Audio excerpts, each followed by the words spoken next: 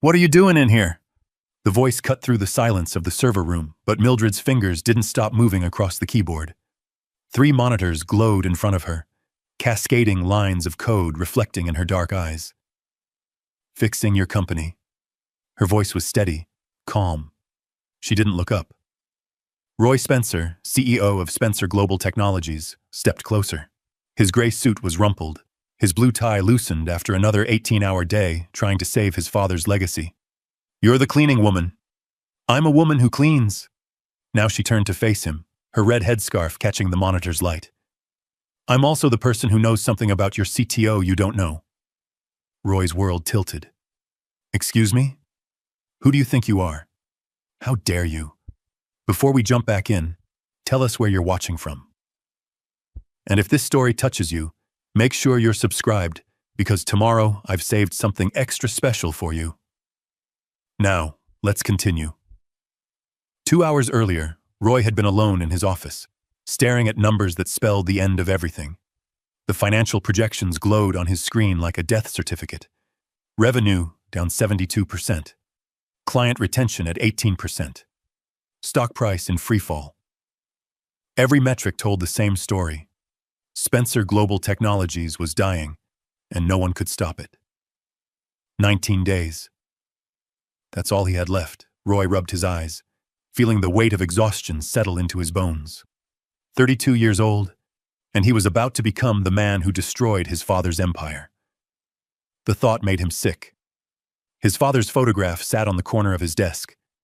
Richard Spencer, the man who'd built this company from nothing, who'd turned a small logistics startup into an $800 million giant, who'd believed his son could carry the torch. Roy had been so sure he could. 5 years as CEO, and he'd expanded into new markets, doubled their client base, positioned Spencer Global as an industry leader. Everything had been perfect. Then the breach happened. Someone had infiltrated their core infrastructure 12 months ago, encrypted everything. Distribution networks crashed overnight. Client data vanished into digital black holes. Proprietary algorithms that had taken years to develop simply disappeared. Within 3 weeks, their stock price plummeted 40%. Competitors circled like sharks sensing blood. Roy had thrown everything at the problem. He'd hired the best cybersecurity firms money could buy, brought in consultants from Silicon Valley, experts from Boston, specialists from overseas. 500 of them over 12 months. Each one promised solutions. Each one failed. The parade of expensive failures had become a grotesque routine. They'd arrive with confidence, armed with impressive credentials and technical jargon. They'd examine the systems, run diagnostics, propose elaborate fixes. Then, weeks later, they'd leave with apologies and invoices. The breach remained. The company kept hemorrhaging. The worst part wasn't the failure. It was the betrayal. Someone inside Spencer Global had done this. Roy knew it in his gut. The breach was too precise, too targeted.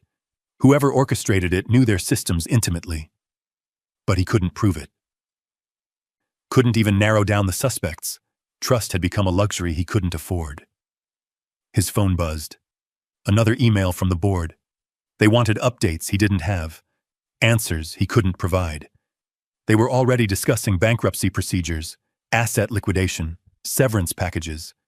Some had started quietly shorting the stock. Roy closed the email without responding. He pulled up the preliminary bankruptcy documents his lawyers had prepared. Chapter 11, Filing. Restructuring Plans. The legal language tried to make failure sound dignified, but Roy saw through it. This was surrender. This was the end of his father's dream. His hand hovered over the signature line. Somewhere in this building, janitorial staff worked through the night. Security guards made their rounds. The company continued its death march, oblivious to how close the end had come. In 19 days, most of them would be unemployed. The thought hollowed him out.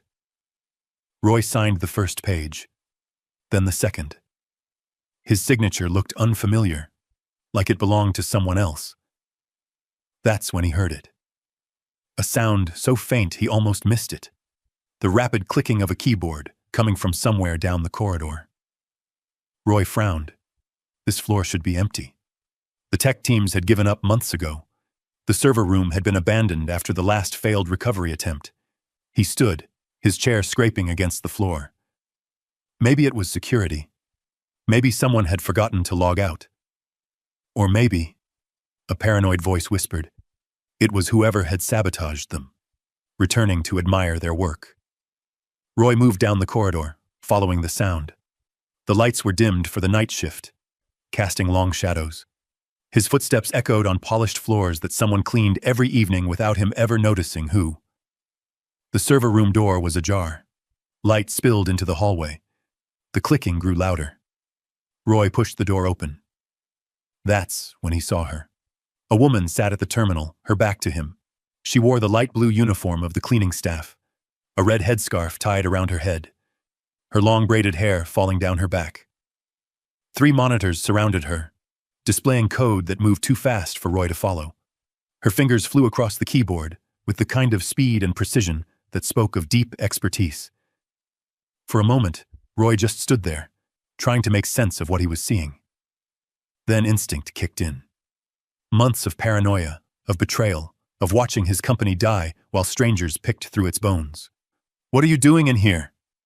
The confrontation that followed had upended everything Roy thought he knew. Now, sitting beside Mildred R. Jefferson as she explained the conspiracy that had nearly destroyed his company, Roy felt something he hadn't experienced in months. Hope. "David Fitzgerald," Mildred said, pulling up another screen. "Your CTO. He's been working with Quantum Industries for 18 months. They wanted your client list and your routing algorithms. The breach wasn't meant to destroy you immediately. It was meant to weaken you slowly, drive down your stock price, force you into bankruptcy. Then Quantum swoops in, buys your assets for pennies, and gets everything they wanted." Roy stared at the evidence. Email exchanges between Fitzgerald and Quantum executives. Wire transfers to offshore accounts. Code signatures that proved Fitzgerald had personally installed the back door that allowed the breach. Why? His voice came out hollow.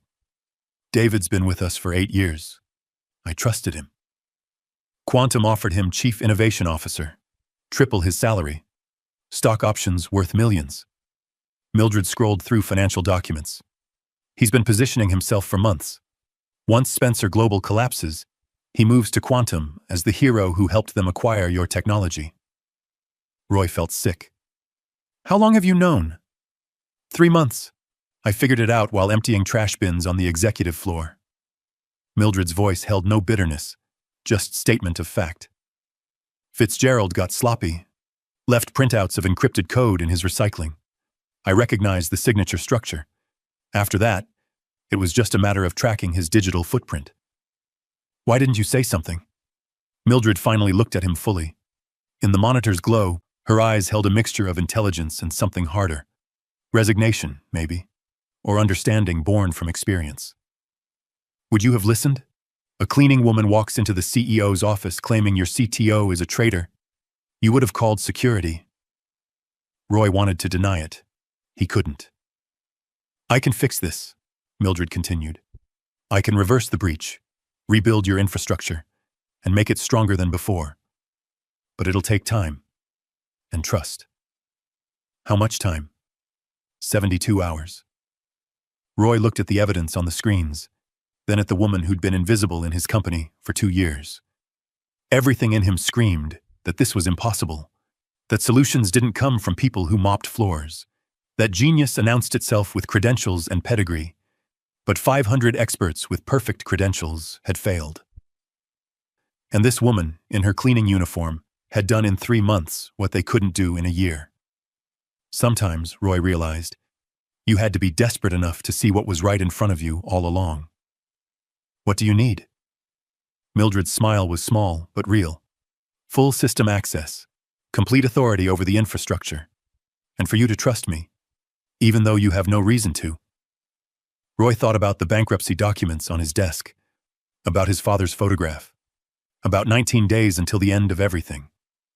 "You have it. All of it." He met her eyes. "Save my company, Mildred R. Jefferson." She turned back to the keyboard, her fingers already moving. Already started. The code on Mildred's screens moved like living poetry. Roy watched her fingers dance across the keyboard. executing commands he barely understood, despite his business degree and 5 years running a tech company. She navigated through layers of encrypted systems with the confidence of someone who'd built them herself. "The polymorphic virus is elegant. I'll give Fitzgerald that," Mildred said, pulling up a new window. "It rewrites its own signature every 48 hours. That's why your consultants kept losing the trail. By the time they identified one iteration, it had already evolved into something else." Roy leaned closer, studying the cascading lines of code. "How did you track it?" "I didn't track the virus. I tracked the behavior." Mildred highlighted a section of code in red. "Polymorphic malware can change its appearance, but it can't change its function. It still needs to communicate with its command server. Still needs to exfiltrate data. I mapped the network traffic patterns instead of chasing the code itself." "That's brilliant. It's basic cybersecurity theory. Your consultants were too focused on the sophisticated attack to see the simple solution." She pulled up another screen showing network logs. "See these data packets? They spike every Tuesday and Thursday at 3 a.m. Same volume, same destination IP address, same encryption protocol. The virus changed, but the theft pattern never did." Roy felt something cold settle in his stomach. "You said Fitzgerald orchestrated this." "Not just orchestrated, he built it." Mildred opened a file directory, her fingers flying across the keys. "Your CTO is actually talented. The virus uses a custom encryption algorithm that's genuinely impressive, but he got arrogant. Left his fingerprints all over it." She pulled up lines of code, pointing to specific sequences. "This is his signature coding style. I've seen it in dozens of internal documents. He uses unconventional variable naming conventions. See this? Shadow King V7. That's not standard practice. It's ego." Roy stared at the evidence. His CTO, the man he'd trusted with the company's most sensitive systems, had destroyed everything from the inside. Why would David do this? Money, power, prestige. Mildred pulled up a series of emails she'd somehow accessed.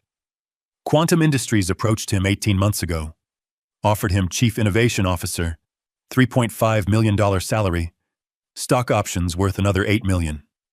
All he had to do was deliver your client database and your routing algorithms. The emails were damning. Roy recognized Fitzgerald's writing style, his turns of phrase.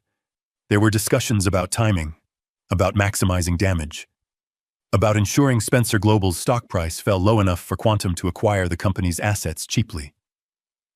"He's been positioning himself as your potential savior," Mildred continued. "Notice how he kept recommending consultants who specialized in external threats. He made sure no one looked at internal sabotage. Every time someone got close to the truth, he redirected them." Roy's hands curled into fists. "I defended him. When the board wanted to replace him, I fought for him. He counted on that loyalty." Mildred's voice was matter-of-fact, without judgment. "You're not the first CEO to be betrayed by someone they trusted. You won't be the last." Roy looked at her, really looked at her, for the first time. She sat in her cleaning uniform, her red headscarf slightly askew from hours of work, surrounded by technology that had defeated the best minds he could hire. "Who are you really?" Mildred's hands paused on the keyboard. She turned to face him fully, and Roy saw intelligence in her eyes that should have been impossible to miss. How had he walked past this woman for 2 years and never seen it? "Mildred R. Jefferson, 3 master's degrees, computer science from Georgia Tech, cybersecurity from Carnegie Mellon, advanced mathematics from Berkeley." Her voice was steady, almost clinical. "I was on track for positions at tech firms you'd recognize. Had offers from 3 different companies. Then my mother got sick." She turned back to the screen, resumed typing. "Stage 4 cancer, no insurance. The medical bills started at $50,000 and climbed from there. I had to make a choice, pursue my career or take care of the woman who raised me alone after my father died." Roy felt something twist in his chest. "I'm sorry." "Don't be. I made my choice and I'd make it again." Mildred pulled up another section of code. "But choices have consequences. I needed immediate income. The kind of positions I qualified for required months of interviews, background checks, onboarding. My mother didn't have months. So you took a cleaning job." "I took the job that was available." She met his eyes again. Your company was hiring night shift janitorial staff. No lengthy application process, immediate start, decent pay. It kept my mother in treatment and kept me close enough to stay current with technology. I'd clean offices, then spend my breaks reading technical journals, practicing code, staying sharp. Roy thought about all the nights he'd worked late, never noticing the woman who emptied his trash. You applied here. You said you applied for a developer position. 2 years ago. Junior developer. Entry level. Mildred's voice held no bitterness, just statement of fact. I had all the qualifications, 3 master's degrees, published research, strong recommendations from my professors. Your HR department rejected me without an interview. Why? Mildred smiled that same knowing smile. The rejection email said my background didn't align with company standards. I assumed they meant I didn't go to the right schools, didn't have internships at the right companies, didn't fit whatever profile they were looking for. Roy felt shame burn through him. He'd built a company that valued pedigree over capability, that made assumptions about worth based on resumes instead of results. That's inexcusable. It's common, Mildred shrugged. I'm not the first qualified person to be overlooked because I didn't check the right boxes. Won't be the last. So I took the cleaning job, and I watched. Learned your systems from the ground up. Saw things your executives missed because they were too important to pay attention to the ground level. She pulled up a schematic of Spencer Global's entire infrastructure. I know every server in this building, every security protocol, every vulnerability. Your technical team works on pieces of the system. I see the whole thing. While they're in meetings discussing theory, I'm here at night watching how it actually functions. For 3 months you've known about Fitzgerald. For 3 months I've known everything. Mildred's fingers flew across the keyboard, pulling up file after file of evidence. I know he has 3 other senior managers helping him. I know which systems they've compromised. I know the exact day they plan to execute the final phase of the attack. I know how to stop all of it. Roy's mind reeled. Why didn't you say something? Mildred stopped typing. She turned to face him, and for the first time, he saw a flash of something deeper than professional detachment. Hurt, maybe, or disappointment. Would you have listened? Seriously, Mr. Spencer. If a cleaning woman walked into your office 2 months ago and said your CTO was betraying you, what would you have done? Roy wanted to say he would have investigated. He wanted to believe he was the kind of leader who valued information regardless of its source. But he knew the truth. I would have thought you were crazy. Exactly. Mildred turned back to her screens. I've learned that people only see what they expect to see. You expected brilliance to come from consultants with prestigious credentials. You expected solutions to cost millions. You expected genius to wear expensive suits and carry designer briefcases. She gestured to her uniform.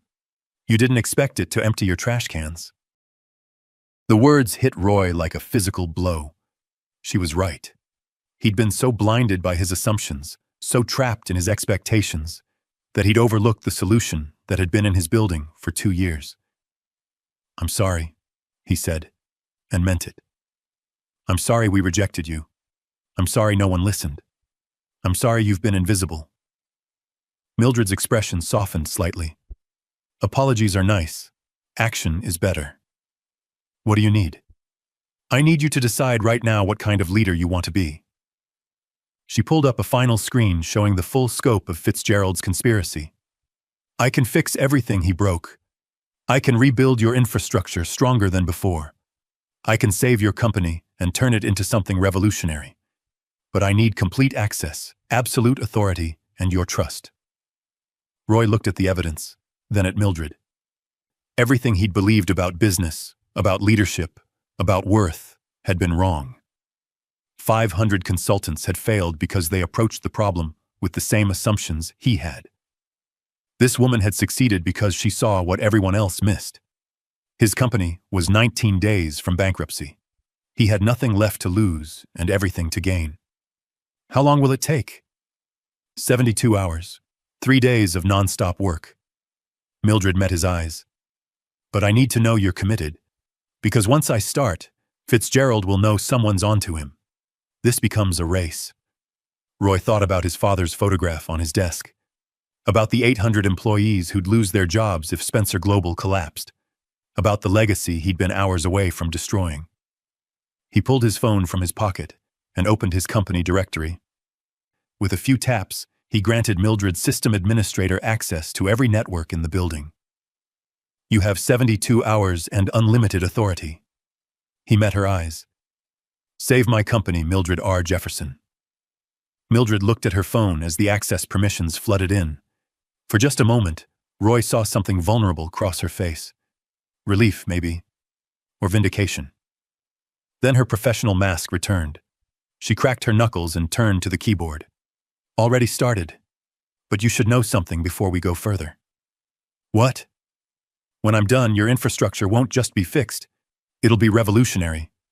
I've been designing improvements for 2 years while I cleaned these offices."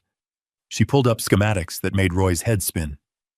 "What I'm about to build will change everything about how logistics technology works." Roy leaned forward, studying the designs. Even with his limited technical knowledge, he could see the elegance of her solutions. "This is incredible. This is what happens when you finally give genius a chance to prove itself." Mildred's smile was fierce now, triumphant. "Now get comfortable, Mr. Spencer.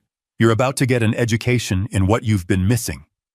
Her fingers flew across the keyboard, and Roy watched the beginning of a transformation that would change not just his company, but his entire understanding of where brilliance really lives. The first 12 hours disappeared in a blur of code and coffee. Roy watched Mildred work with a focus that bordered on supernatural. Her fingers never stopped moving across the keyboard. Her eyes tracked multiple screens simultaneously, processing information faster than he could follow. She spoke occasionally, narrating her actions in technical language he only half understood. "Isolating the command and control server," she murmured, pulling up a network diagram. "Fitzgerald routed it through 3 proxy servers in Eastern Europe. Smart, but not smart enough. I'm tracing the data flow backward, following the encryption keys." Roy sat in a chair he'd pulled beside her, holding a notepad he'd long since stopped writing in. "What can I do?" "Stay out of my way." Mildred's tone wasn't unkind, just distracted. "And call down to the executive kitchen. Tell them to send up anything with caffeine and protein. I'm going to need fuel." Roy made the call. 20 minutes later, a confused kitchen worker arrived with sandwiches, energy drinks, and 3 pots of coffee. The worker's eyes lingered on Mildred in her cleaning uniform, surrounded by technology, but said nothing. "Thank you," Mildred said without looking up. "Leave everything on that table." Hour 15, and Mildred had mapped the entire conspiracy. There. She pulled up an organizational chart, highlighting 4 names in red. David Fitzgerald, obviously, but he had help. Kenneth Albright, VP of Infrastructure, Patricia Vance, Director of Client Relations, and James Kellerman, Senior Network Administrator. Roy stared at the names. People he'd worked with for years. People he'd trusted. What did they get out of this? Kellerman gets a senior position at Quantum Industries, $2 million signing bonus. Vance gets SVP of Business Development, $3 million. Albright gets Chief Operating Officer, $5 million plus equity. Mildred pulled up email exchanges, financial documents, contracts already drafted and signed. They've been planning their exits for months, just waiting for Spencer Global to collapse so they can step into their new roles. Roy felt sick. How did I miss this? You trusted the wrong people. It happens. Mildred's voice was matter-of-fact as she continued working. But you're going to need to decide how to handle them. Criminal charges, civil suits, quiet terminations. That's not my department. What is your department? Fixing what they broke and making sure it never happens again. Her fingers flew across the keyboard, executing commands that seemed to rebuild entire systems in real time. By the time I'm done, your infrastructure will be unhackable. Well, nothing's truly unhackable, but it'll be close. Roy watched numbers and diagrams cascade across her screens. You're not just reversing the damage. No, I'm rebuilding everything from the ground up. Mildred pulled up architectural schematics that looked like something from a science fiction film. Your current system is 15 years old, patched together with outdated protocols and legacy code. It was vulnerable before Fitzgerald attacked it. I'm creating something entirely new. How new? Mildred paused, her hands hovering over the keyboard. She turned to look at him, and Roy saw excitement in her eyes for the first time. Revolutionary new, the kind of logistics infrastructure that doesn't exist anywhere in the world yet. Quantum computing integration, AI-driven routing optimization, blockchain-verified security. When I'm done, Spencer Global won't just recover, you'll leapfrog every competitor in the industry. Roy felt his breath catch. That's worth billions. That's worth changing everything. Mildred turned back to her screens. But first, I have to finish building it. So unless you're going to help, let me work. Hour 23, and the first interruption came. Roy had dozed off in his chair, exhausted from watching Mildred work through the night. He woke to voices at the server room door. "Ma'am, you're not authorized to be in here." A security guard stood in the doorway, his hand on his radio. "This is a restricted area." Mildred didn't look up from her screens. "I have authorization." "You're wearing a cleaning uniform." The guard stepped into the room. "I'm going to need you to step away from those computers." Roy stood quickly, his body stiff from hours in the chair. "She's here on my direct orders." The guard turned, surprised to see the CEO. "Mr. Spencer, I didn't realize you were here, but company policy states that only technical staff can access the server room." "I'm changing company policy." Roy moved to stand beside Mildred. "Ms. Jefferson has full system access and complete authority to work on our infrastructure. Anyone who questions that can take it up with me personally." The guard hesitated, clearly confused. "Sir, I'm just following protocol." "I understand, but protocols change.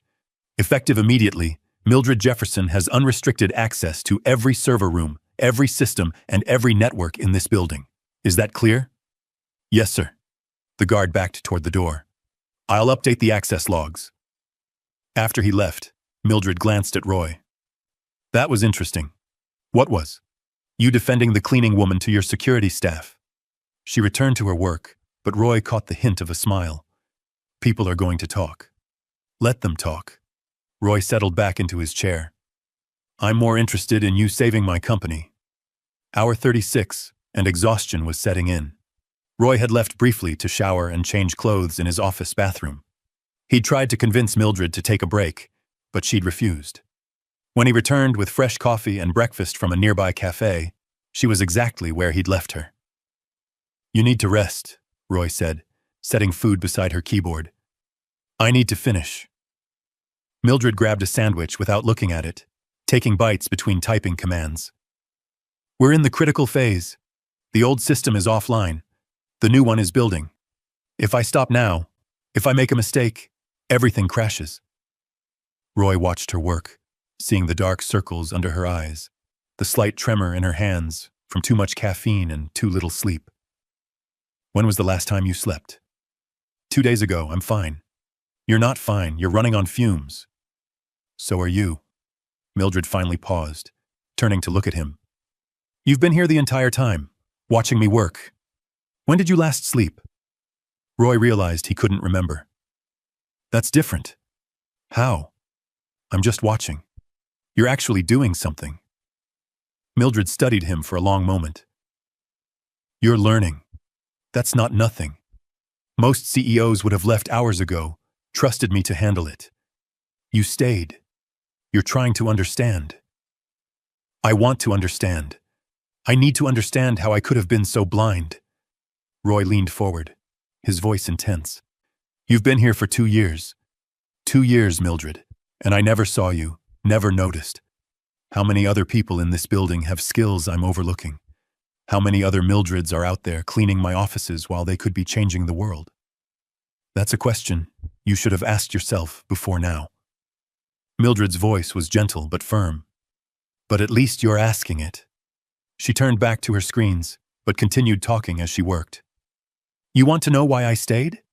Why I kept cleaning your floors instead of going somewhere else?" "Yes. Because I hoped someone would eventually see me. I hoped that brilliance would be enough, that results would speak louder than resumes." She pulled up another window, her fingers never stopping. "I'm good at what I do, Roy. Really good. And I knew that if I stayed, If I kept learning your systems, eventually an opportunity would come. I just didn't expect it to come like this. Roy felt something shift in his chest. Respect, certainly, but also something deeper. Admiration for her persistence, her dignity, her refusal to let circumstances define her worth. For what it's worth, he said quietly, I see you now. Mildred's hands paused for just a second. I know you do. That's why I'm still here. Hour 48, and the building was waking up. Early morning staff began arriving. Roy heard voices in the corridors, footsteps passing the server room. Twice, executives stopped at the door, confused to see the CEO sitting beside a woman in a cleaning uniform, both surrounded by computer equipment. David Fitzgerald appeared at hour 51. Roy's CTO stood in the doorway, his expression shifting from confusion to alarm as he took in the scene. Roy, what's going on? Roy stood slowly, positioning himself between Fitzgerald and Mildred. System maintenance. I wasn't informed about any maintenance. Fitzgerald's eyes moved to Mildred, recognition flickering across his face. Why is cleaning staff in the server room?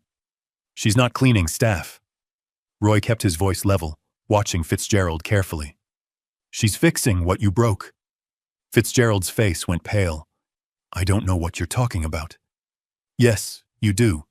Roy pulled out his phone, showing the evidence Mildred had compiled. Quantum Industries, the polymorphic virus, 18 months of sabotage. I know everything, David. For a moment, Fitzgerald looked like he might deny it. Then his expression hardened. You can't prove anything. Actually, Poe, I can. Mildred spoke without turning around. Every email, every transaction, every line of malicious code traced back to you.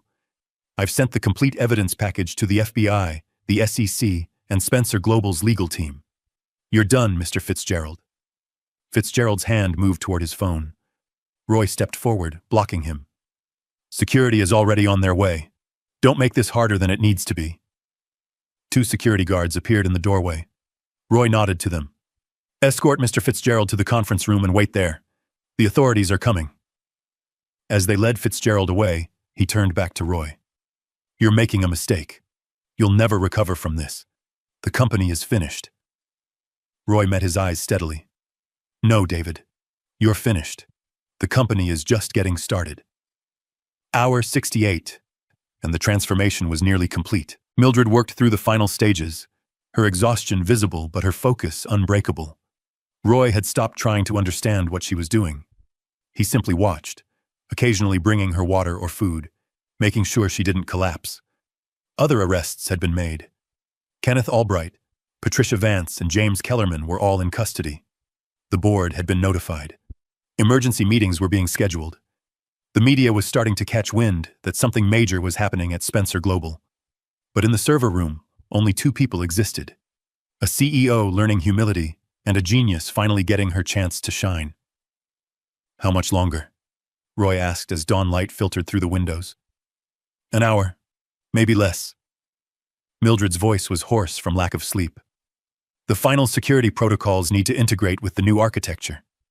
It's delicate work. Roy watched her fingers move across the keyboard, slower now but still precise. What you've built here, it's incredible. It's necessary. Mildred pulled up a visualization of the new system. Your old infrastructure was held together with hope and prayers. This is enterprise-grade, military-level security integrated with next-generation logistics algorithms. Your operational costs will drop 60%. Efficiency will triple. Client data will be unhackable. Roy stared at the visualization, understanding finally clicking into place. This isn't just recovery. No. Mildred allowed herself a small smile. This is revolution. When this goes live, Spencer Global becomes the most advanced logistics company on the planet. Everyone else will be playing catch-up for years. Hour 72, exactly. And Mildred executed the final command. The screens filled with green confirmation messages. Systems came online one by one, each showing optimal performance. The new infrastructure hummed to life, elegant and powerful. Everything Spencer Global had needed and more. Mildred leaned back in her chair, her hands finally still. She looked at Roy, exhaustion written in every line of her face. but triumph burning in her eyes. Done. Then she closed her eyes and slept. Mildred slept for exactly 4 hours. Roy had moved her to the couch in his office, draping his suit jacket over her like a blanket. He'd stood guard at the door, turning away anyone who tried to enter, fielding urgent messages from board members and executives who'd heard rumors of arrests and system overhauls. When Mildred woke, she sat up slowly, rubbing her eyes. Her red headscarf had come loose during sleep, and her braided hair fell across one shoulder. For a moment, she looked vulnerable. Then her eyes focused, and the steel returned. "The systems," she said immediately. "I need to monitor the transition." "They're perfect." Roy handed her a tablet showing real-time analytics. "Everything came online exactly as you designed. No errors, no failures. It's working, Mildred. It's actually working." She studied the data, her expression shifting from concern to satisfaction. "Operational efficiency is at 312% of previous benchmarks. Response times are down 87%. System redundancy is optimal." She looked up at him. "We did it. You did it." Roy sat on the edge of his desk. "I just watched. You trusted me. That's not nothing." Mildred stood, stretching muscles stiff from sleep and 3 days of relentless work. "What's the fallout?" Roy pulled up news alerts on his computer. "Fitzgerald, Albright, Vance, and Kellerman are in FBI custody. Federal prosecutors are building cases for corporate espionage, wire fraud, and conspiracy. The board is demanding an emergency meeting in 2 hours. And somehow, the media already knows something big is happening." As if on cue, his phone lit up with notifications.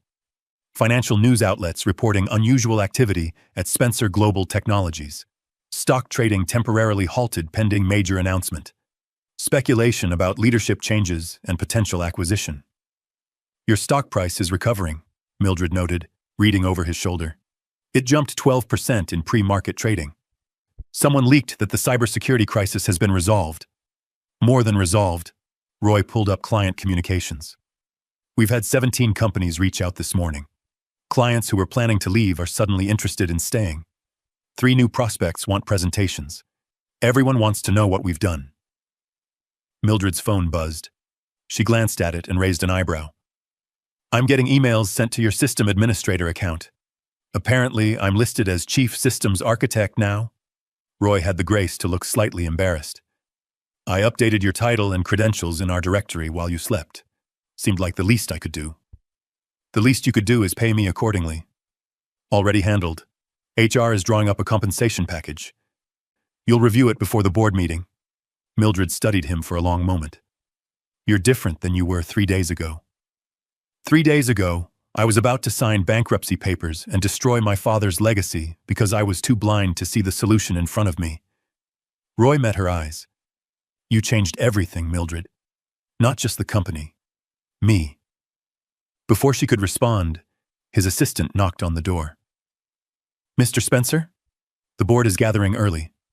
They're requesting you and Ms. Jefferson join them immediately." Roy looked at Mildred. "Ready?" "Not really." She touched her headscarf self-consciously. "I'm still wearing a cleaning uniform." "You're wearing the uniform of someone who saved an $800 million company from collapse." Roy opened a closet in his office, pulling out a garment bag.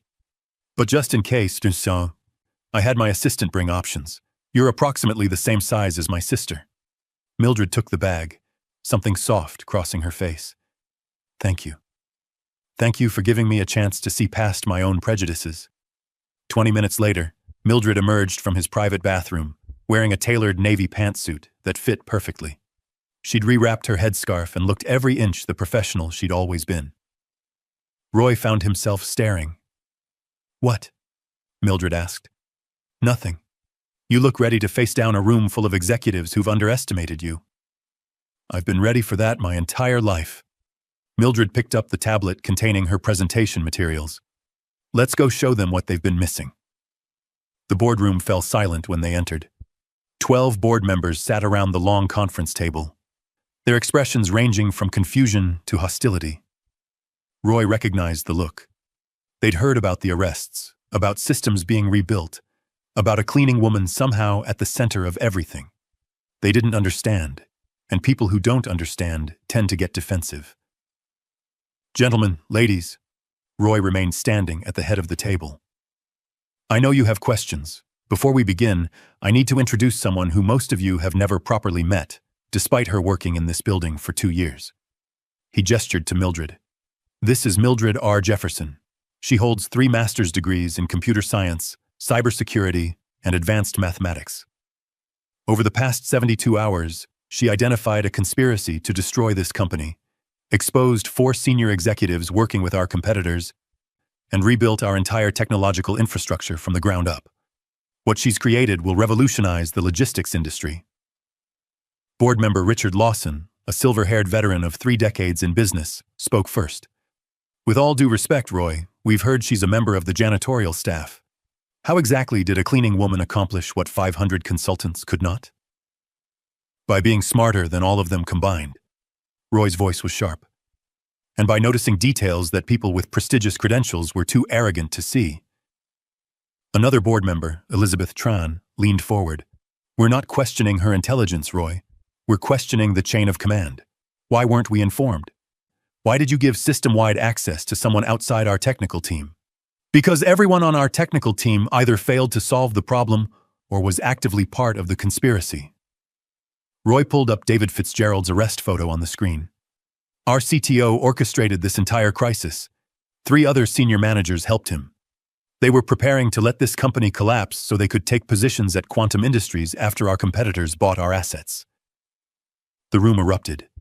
Board members talking over each other, demanding details, expressing shock and anger. Roy let them vent for a moment before raising his hand for silence. Ms. Jefferson will present her findings. Then we'll discuss next steps. He nodded to Mildred. The floor is yours. Mildred connected her tablet to the room's display system. Within seconds, evidence filled the screen. Emails between Fitzgerald and Quantum executives, financial records showing offshore accounts, technical analysis of the malicious code, network logs proving the systematic theft of company data. She spoke clearly and professionally, walking the board through 18 months of sabotage with the precision of someone who'd mapped every detail. No emotion, just facts. By the time she finished the conspiracy overview, the board members sat in stunned silence. The good news, Mildred continued, is that we've not only stopped the attack, but transformed it into an opportunity. The new infrastructure I've built doesn't just restore Spencer Global to previous functionality, it advances us years beyond our competitors. She pulled up the new system architecture. Operational costs are down 60%, efficiency is up 300%, client data security is now military grade, and I've integrated predictive AI algorithms that will optimize routing in ways that don't currently exist in the commercial market. Richard Lawson studied the schematics. This is extraordinary. Where did you learn to do this? Georgia Tech, Carnegie Mellon, Berkeley. Mildred's voice remained neutral. Plus 2 years of watching your company operate while everyone assumed I was just emptying trash cans. Elizabeth Tran had the grace to look uncomfortable. Ms. Jefferson, I owe you an apology. We all do. Can I ask why you didn't report what you'd discovered earlier? Mildred glanced at Roy before answering. Would you have listened? Honestly, Ms. Tran. If I'd walked into this boardroom 2 months ago in my cleaning uniform and accused your CTO of corporate espionage, what would you have done? The silence that followed was damning. Exactly what I thought, Mildred said quietly. I learned a long time ago that the world doesn't make space for people like me. We have to prove ourselves 10 times over before anyone takes us seriously. So I waited. I documented everything, and when the opportunity finally came, I was ready. Roy stepped forward. Which brings me to my next point. The person who saved this company shouldn't be thanked and sent back to cleaning floors. She should be leading our technology division. Roy, another board member interjected, we appreciate what Ms. Jefferson has done, but surely you're not suggesting we make her CTO. She has no executive experience, no track record of management. She has results. Roy's voice was hard. She has the technical expertise we desperately need. And she has something none of our previous executives had. Integrity. I'm not asking for your approval. I'm informing you of a decision I've already made. Mildred Jefferson is our new Chief Technology Officer, effective immediately. The room erupted again. Some board members nodded agreement. Others looked skeptical. Richard Lawson raised his hand for quiet. What kind of compensation package are we talking about? Roy slid a folder across the table. Base salary of $2.5 million, performance bonuses tied to company growth, and equity worth approximately $8 million at current valuation. Significantly more when the market realizes what we've built. Elizabeth Tran studied the numbers. This makes her one of the highest-paid executives in the company. It makes her appropriately compensated for literally saving us from bankruptcy.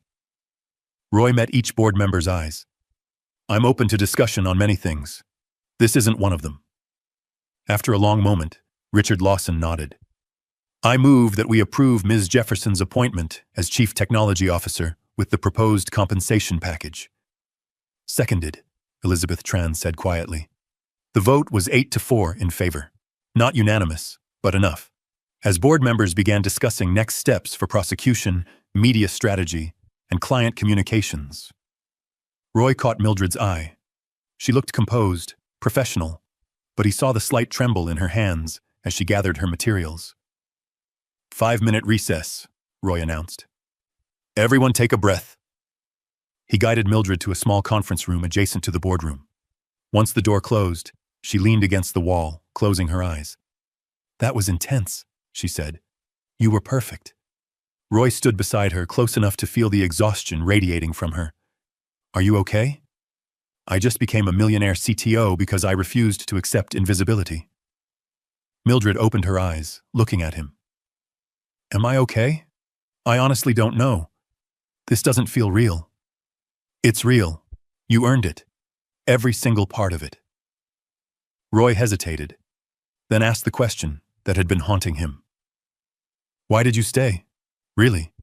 You could have gone anywhere else, applied to other companies, found a place that appreciated your skills. Why stay here and clean floors? Mildred was quiet for a long moment.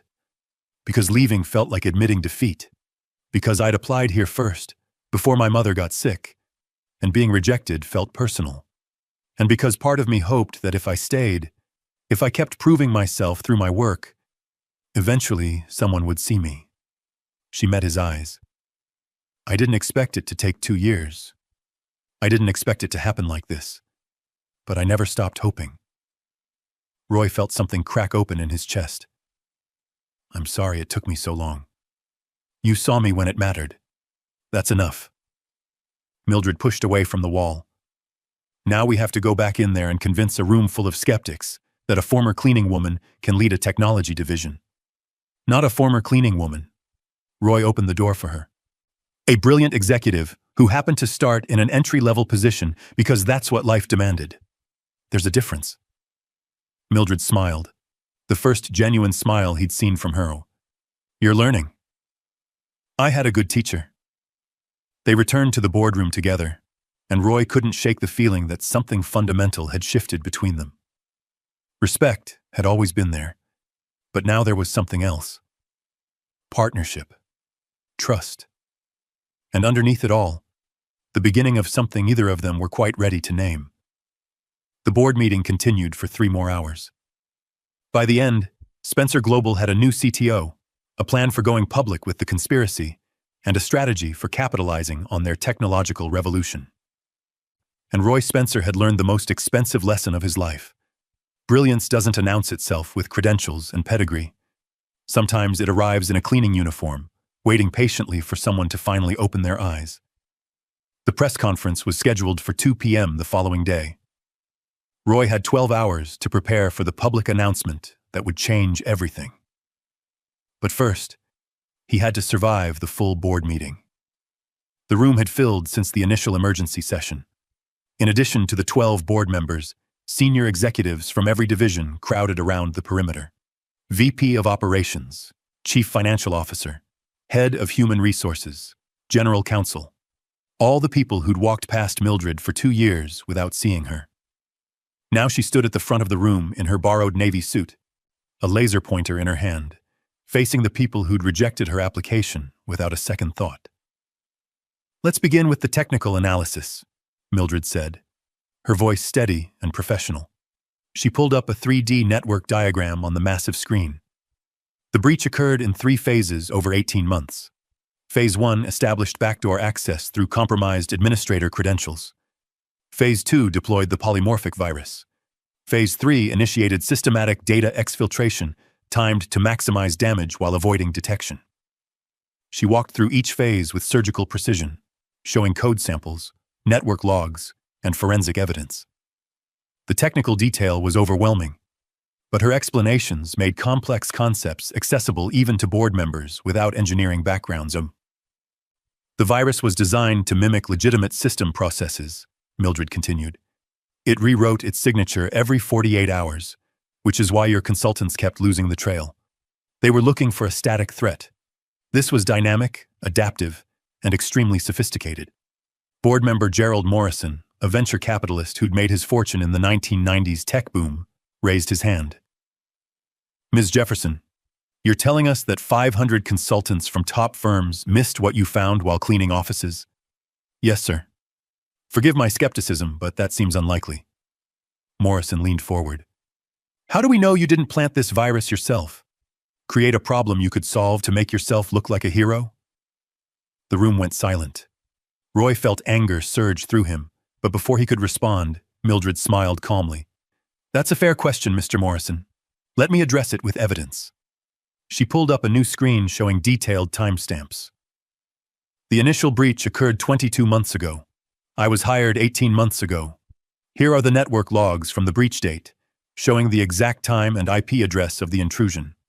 Cross-referenced with employment records, I was still living in Atlanta, caring for my mother, who was undergoing chemotherapy. She pulled up medical records, carefully redacted to protect privacy, but showing dates and locations. Here's documentation proving I was at Emory University Hospital on the day of the breach. Additionally, the malicious code uses encryption algorithms I've never published or discussed in any academic forum. It would be impossible for me to replicate Mr. Poole Fitzgerald's coding signature without access to his previous work. Morrison shifted uncomfortably. That's compelling, but you're not convinced. Mildred pulled up another screen. Here's independent verification from the FBI's Cybercrimes Division. They've analyzed the code and confirmed it matches patterns from previous corporate espionage cases linked to quantum industries. The forensic timeline is absolute. The virus existed before I worked here. I discovered it. I didn't create it. She met Morrison's eyes directly. If you need additional verification, I've prepared a technical report that any independent security firm can review. The evidence is irrefutable, Mr. Morrison. The only question is whether you're willing to accept that someone you dismissed as unqualified is actually more qualified than anyone you've hired. Roy wanted to applaud. Instead, he stood. Are there other questions about Ms. Jefferson's credibility? Because I'd like to move forward with prosecuting the people who actually committed crimes against this company. Elizabeth Tran spoke up. The evidence is clear.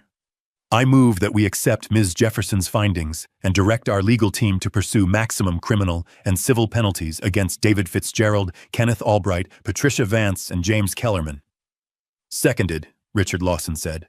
The vote was unanimous. Good. Roy pulled up the compensation package he'd mentioned earlier. Now we need to discuss Ms. Jefferson's role going forward. I've already announced to the initial board members that I'm appointing her as Chief Technology Officer. I'm now formally requesting full board approval. The room erupted. Multiple people tried to speak at once. Roy raised his hand for silence. Board member Carolyn West, a former Fortune 500 CEO with decades of experience, spoke first. Roy, we appreciate what Ms. Jefferson has done. But Chief Technology Officer is a position that requires extensive executive experience. She has no management background, no track record of leading teams, no history of strategic planning at this level. She has results, Roy countered. She accomplished in 72 hours what 500 consultants couldn't do in 12 months. She saved this company from bankruptcy and created technology that will revolutionize our entire industry. That's technical expertise, not leadership. West's tone was firm, but not unkind. Perhaps we should consider a different role. Senior systems architect, perhaps, or director of infrastructure security. Something that acknowledges her skills without putting her in charge of an entire division she's never managed. Roy felt his jaw tighten. Are you saying she's not qualified? I'm saying she lacks experience. She was cleaning toilets yesterday, another board member, Thomas Bradley, said bluntly. Now you want to make her a C-level executive? How does that look to our stakeholders, to our clients? We need stability and credibility right now, not radical experiments in social mobility. The room went quiet. The words hung in the air like poison. Roy stood slowly, his voice deadly calm. Let me make something very clear. The woman who was cleaning toilets yesterday has 3 master's degrees from institutions more prestigious than where most of you went to school. She has published research in academic journals. She has technical expertise that surpasses anyone currently working for this company. And she just saved us from complete destruction. He looked directly at Bradley. So when you talk about credibility and stability, what I hear is that you value appearance over substance. You care more about how things look than whether they actually work. That kind of thinking is exactly what allowed Fitzgerald to nearly destroy us. Bradley's face flushed red. That's not what I meant. Then what did you mean? Roy's voice was sharp. Because it sounds like you're suggesting that someone's previous job defines their capability. That cleaning toilets somehow erases 3 master's degrees and demonstrable genius. Is that really the argument you want to make? Mildred touched Roy's arm gently. It's okay. Let me address this.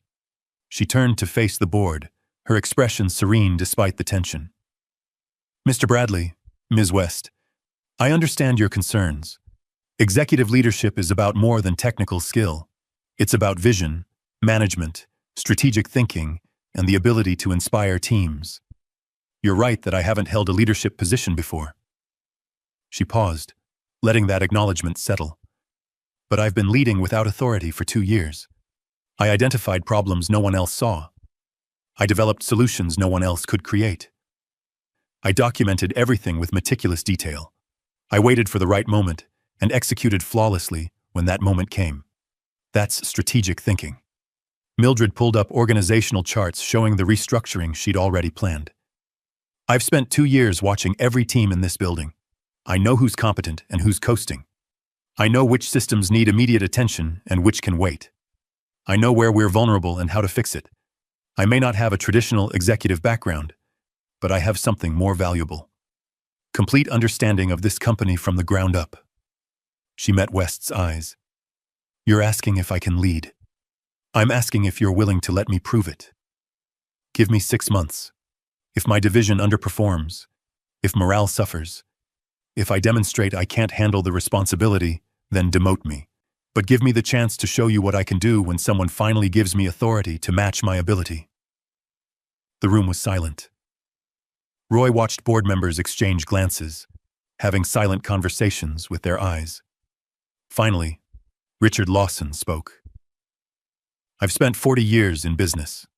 I've seen a lot of executives with impressive resumes fail spectacularly. I've also seen a few people with unusual backgrounds exceed every expectation. He looked at Mildred.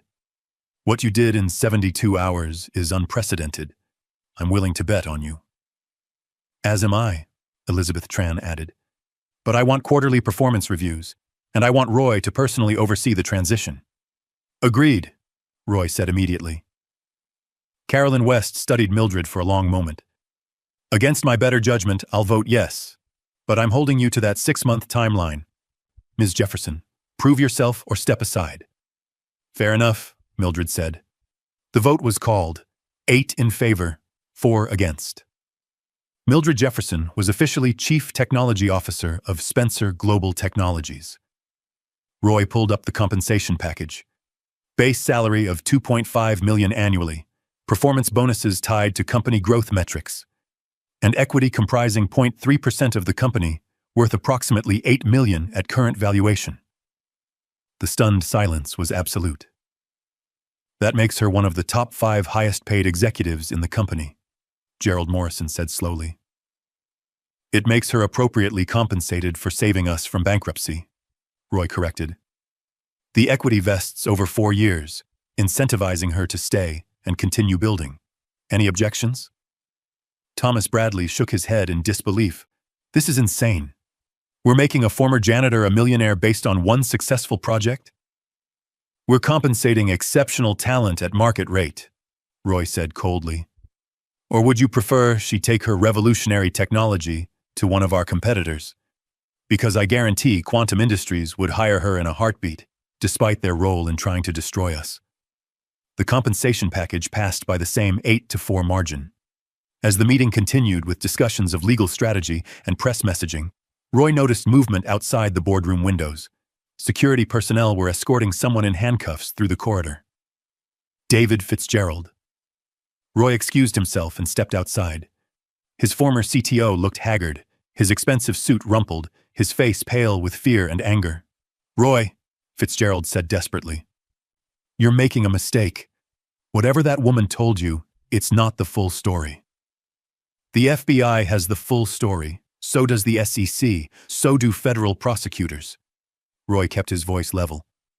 You tried to destroy my father's legacy, David. You betrayed people who trusted you. For what? Money? A better title? You don't understand the pressure, Fitzgerald hissed. The expectations. I've worked for this company for 8 years, and I was still just the CTO. Quantum offered me a chance to be more. And now you'll be a federal prisoner. Roy stepped back. I hope it was worth it. As security led Fitzgerald away, Roy felt a hand on his shoulder. Mildred had followed him out. Are you okay? She asked. I trusted him. For 8 years, I trusted him. Roy ran a hand through his hair. How many other people have I trusted who didn't deserve it? How many people did I overlook who did? You're learning, Mildred said quietly. That's what matters. They returned to the boardroom for final preparations. The press conference was confirmed for the next day. Legal was preparing statements. HR was drafting internal communications. The machinery of corporate crisis management ground into motion. As board members filed out, Roy overheard Thomas Bradley talking with Gerald Morrison near the door. This is a PR stunt, Bradley muttered. Affirmative action theater. He's promoting her because of optics, not merit. Maybe, Morrison replied. But if she fails, it's on Roy's head. We voted for a 6-month trial. Let's see if she's actually as brilliant as she claims. Roy felt anger surge again, but Mildred's hand on his arm stopped him. Let them talk, she said softly. I'll prove them wrong the way I always have. Through results. You shouldn't have to. But I do, that's reality. Mildred gathered her materials. The question isn't whether I'll face skepticism. The question is whether you can handle watching people doubt me and resist offering their respect. Roy met her eyes. I can handle it. The question is whether you can forgive me for not seeing you sooner. I already have, Mildred said. Now let's go change the world. The press conference went viral within an hour. Made to millionaire CTO in 72 hours, how one woman saved an $800 million company, blared across news sites. The photos told the story better than words.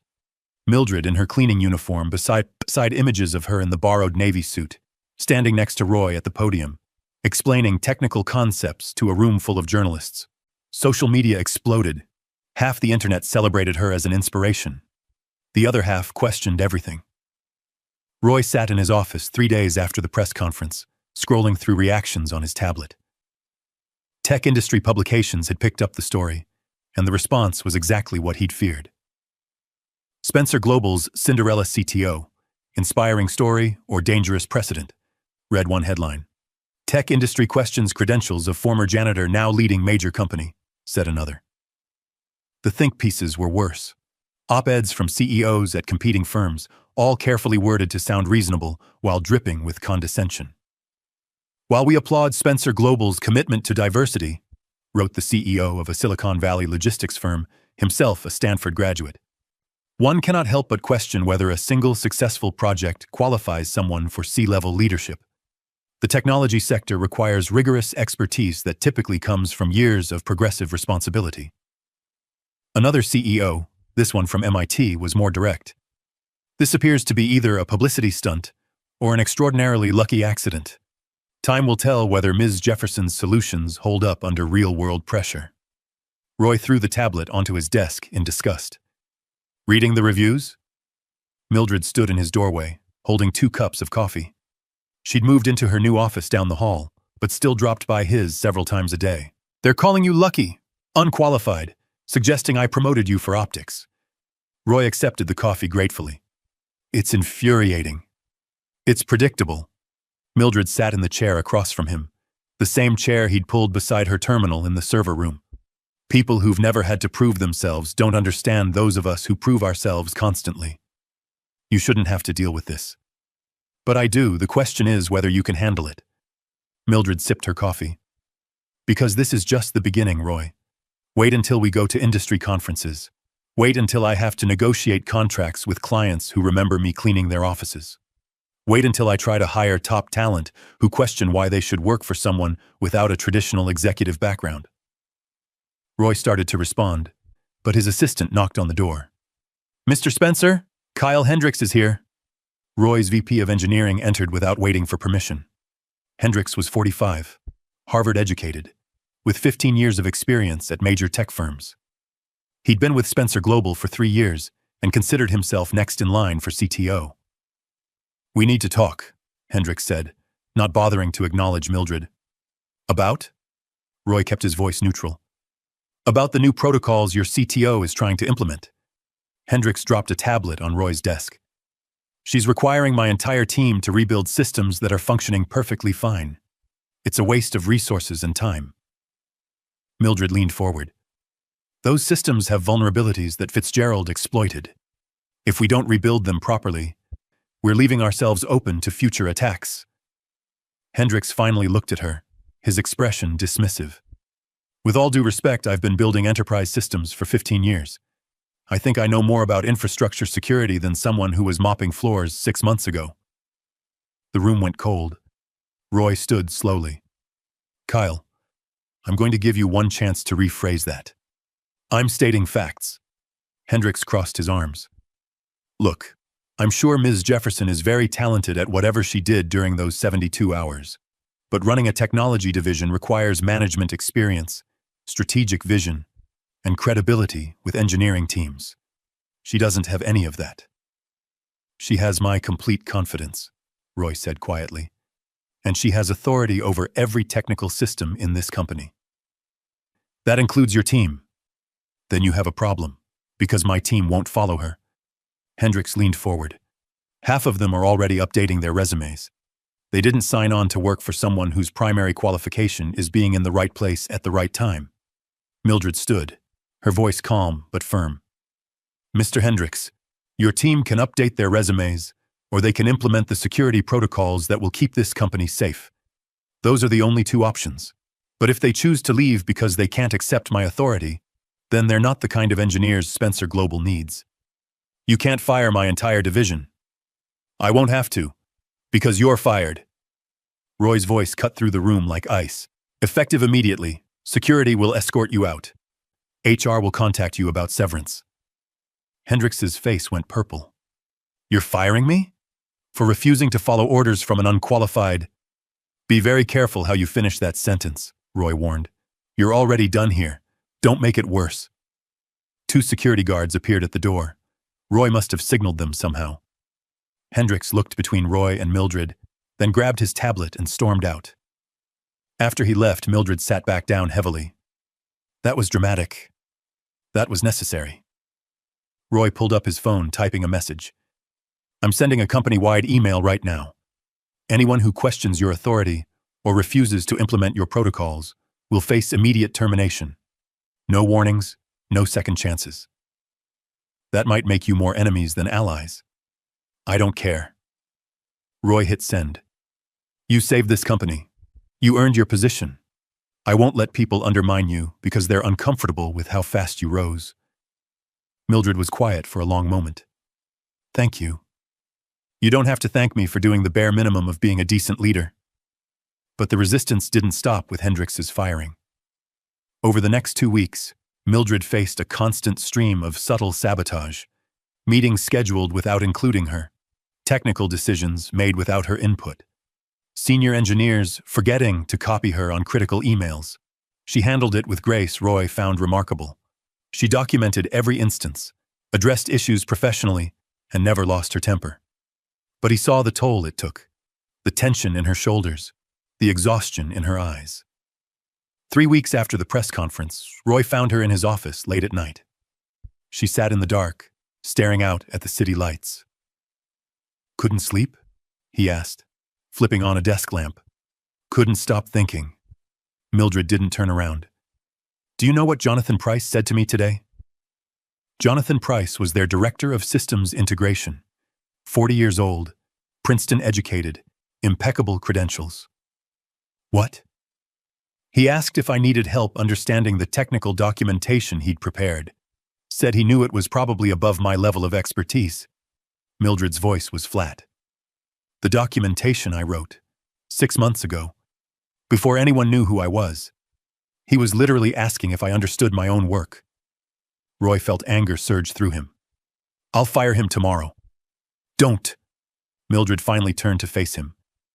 "If you fire everyone who disrespects me, we won't have a company left. This is reality, Roy. This is what it means to be someone like me in a position like this." "It shouldn't be." "But it is." Mildred stood, moving to the window beside him. "I expected it. Doesn't mean it doesn't hurt." They stood in silence for a moment, the city sprawling below them. Roy found himself acutely aware of her presence, the way her profile caught the dim light, the intelligence in her eyes even when they were tired, the strength it took to face this kind of resistance every single day. "I don't know how you do it," he said quietly. "How you stay so calm, so professional, when people constantly question whether you deserve to be here." "Because I do deserve to be here. Their doubt doesn't change that." Mildred met his eyes. "And because I have at least one person who believes in me completely. That matters more than you know." Roy felt something shift in his chest. They were standing close, closer than professional distance required. He could see flecks of gold in her dark eyes, see the slight curve of her lips, see intelligence and strength and something else he was afraid to name. "Mildred," he started, then stopped. What could he say? That he thought about her constantly? That he admired her more than anyone he'd ever met? That somewhere between watching her save his company and watching her face down skeptics with unshakable dignity, he'd fallen completely in love with her? He couldn't say any of that. She was his employee, his CTO. The power dynamics were impossible, and she was dealing with enough without him adding romantic complications to the mix. "Thank you," he finished lamely. "For everything you do. For staying, despite how hard this is." Mildred studied him for a long moment, and Roy had the uncomfortable feeling she could read every thought in his head. "You're welcome." She stepped back, the moment broken. "I should go. Early meeting tomorrow with the infrastructure team." "Of course." Roy forced himself to stay where he was, not to reach for her, not to do something stupid that would make everything more complicated. After she left, he stood at the window for another hour, trying to untangle the mess of feelings in his chest. Admiration, respect, attraction. Something deeper that he didn't want to examine too closely. His phone buzzed. An email from Philip Camden, CEO of their third-largest client. Roy opened it with a sense of dread.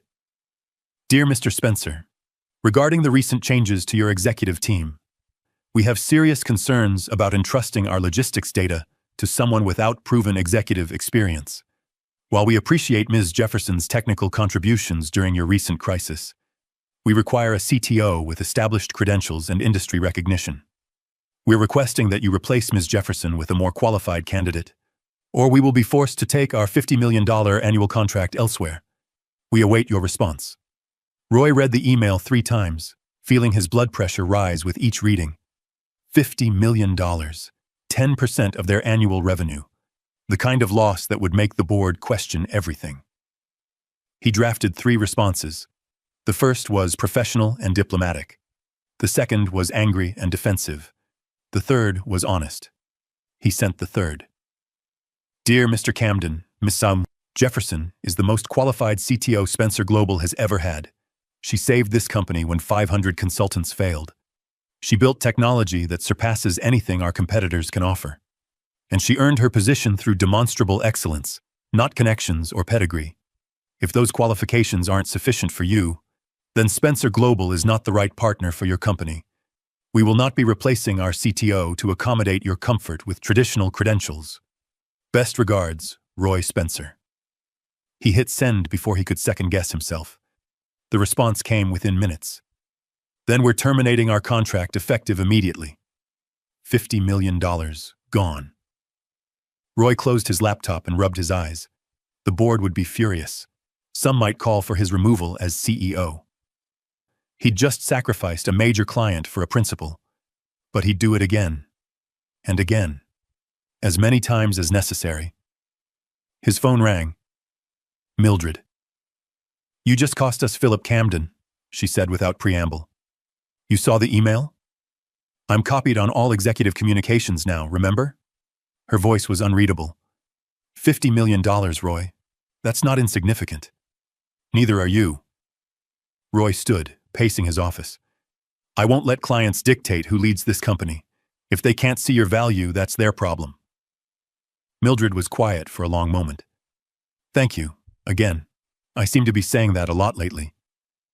You don't have to thank me for doing what's right. Maybe not. But I want to. Another pause. Roy, this is going to get worse before it gets better. You know that, right? More clients will question my credentials. More industry leaders will dismiss me. The board will start wondering if defending me is worth the cost. I don't care. You should care. This is your company, your father's legacy. Don't destroy it trying to protect me. I'm not protecting you, Roy said firmly. I'm protecting the principle that talent matters more than pedigree. That results matter more than credentials. If I compromise on that, then everything we've built means nothing. Spoken like someone who's never had to prove himself, Mildred said, but her tone was gentle. But I appreciate the sentiment and the sacrifice, even if it's going to cost you. After they hung up, Roy stood at his window watching the city until dawn broke over the skyline. Somewhere out there, competitors were preparing their next attacks. Clients were reconsidering their contracts. Industry leaders were sharpening their criticisms. His phone buzzed again. This time, an email from Quantum Industries' legal team. The subject line made his stomach drop. Notice of intellectual property lawsuit. Roy opened it with shaking hands. Quantum Industries was suing Spencer Global for $500 million, claiming that Mildred's revolutionary technology belonged to them through David Fitzgerald's industrial espionage. They argued that since she'd developed the innovations while their conspiracy was active, the intellectual property was compromised. Roy forwarded the email to Mildred and their legal team, then sat heavily in his chair. The battle, it seemed, was far from over. It was just beginning. The lawsuit landed like a bomb. Quantum Industries wasn't just suing for damages. They were claiming ownership of every innovation Mildred had created. The new infrastructure, the AI-driven routing algorithms, the revolutionary security protocols. All of it, they argued, was fruit of the poisonous tree, developed while their conspiracy was active and therefore compromised intellectual property. They're claiming $500 million in damages, Roy's general counsel, Patricia Summers, said during the emergency meeting. But the real threat is the injunction. If the judge grants it, we'll have to cease using Mildred's systems immediately. That would cripple us. Roy looked across the conference table at Mildred. She sat perfectly still, her expression unreadable. What are our chances? Honestly, 50-50. Summers pulled up legal precedents on the screen.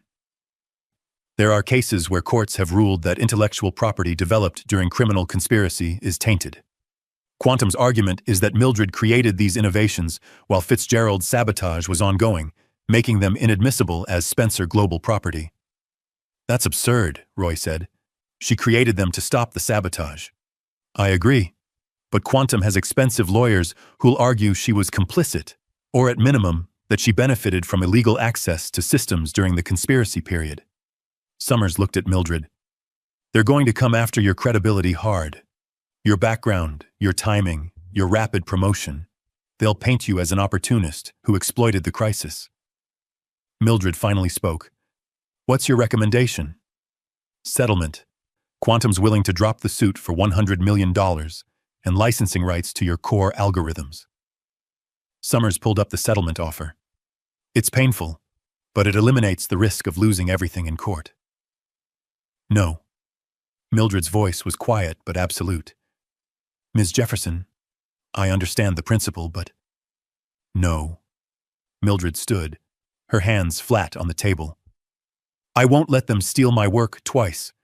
First, they tried to destroy this company to acquire our technology. Now they're trying to claim my innovations as their own. I won't settle. I won't compromise. We fight. Roy felt something fierce and proud surge through him. Then we fight. Summers sighed. I was afraid you'd say that.